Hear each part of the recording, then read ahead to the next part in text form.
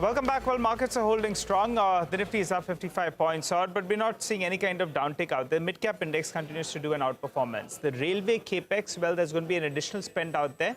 And we'd highlighted, RVLNL as well as IRCON, both of them could be potential beneficiaries if there's added spend that's going to come in terms of railway capex.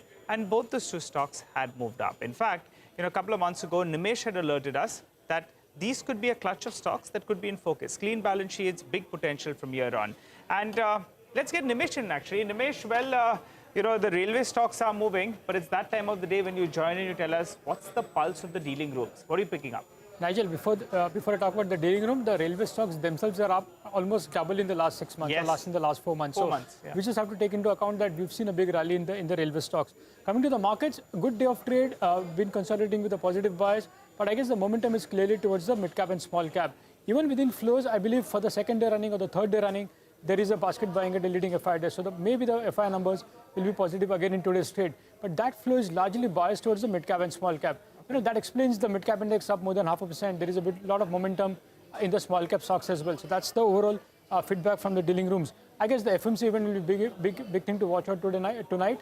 But I guess that's pretty much in the price. So it doesn't look like there's going to be a big negative surprise, at least from the US markets. I guess within sectors, the churn continues. So within financials now, we're seeing a bit of catch-up in the NBFC stocks. So a lot of the NBFC stocks are buzzing in trade today and on good volumes. So that's a space to be in.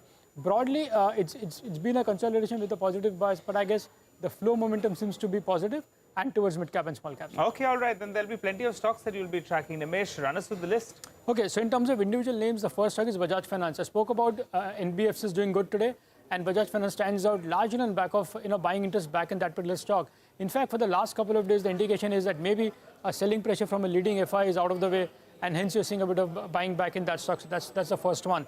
The second stock is VRL Logistics. We've been flashing since morning. A large block, 5.4% equity has changed hands. And in terms of activity, I believe the promoter entity was a seller, and clutch of domestic mutual funds bought into today's block. So the disclosures will be important today evening.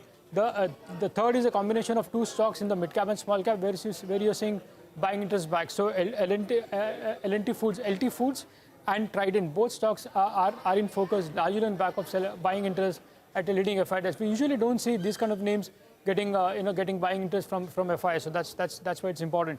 And the last combination of two stocks, Campus Activewear and Sapphire. I've been highlighting about both the stocks in the last many days. Again, the indication is that Sapphire block should come very soon, and there is an anticipation of a large block in Campus Activewear as well. For Campus Activewear, I believe it's going to be a clean-out trade from a private equity, so that will be important. And for Sapphire, it's going to be a combination of an FI and a leading private equity looking to sell a large chunk in Sapphire as well. All right. Thank you very much, Nimesh. Always great getting that list of stocks.